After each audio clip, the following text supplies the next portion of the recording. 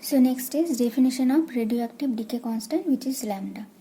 So from the radioactive decay law, we know the rate of disintegration is equal to minus lambda into n, where d and dt is rate of disintegration, that is number of disintegration per second.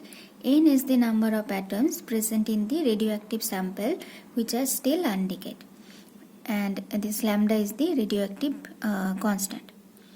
So if we take the magnitude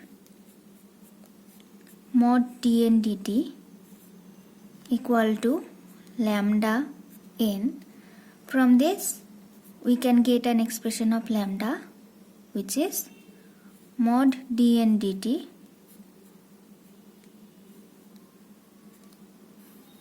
divided by n. So looking at the expression, we can define lambda disintegration constant, which is the radioactive decay constant is the ratio of rate of disintegration to the number of parent atoms which are still undecayed. So radioactive decay constant of a radioactive substance is defined as the ratio of instantaneous rate of disintegration, which is d and dt, to the number of parent atoms present at that time, which is n.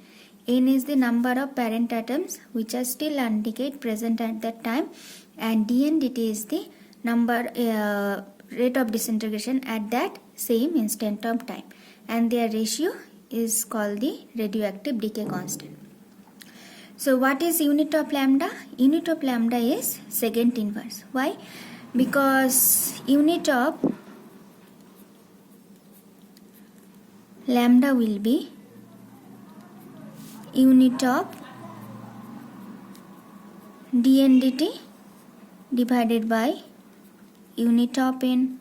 Now dn is just a number, okay, the number which have decayed, or number of atoms which have decayed over dt interval of time.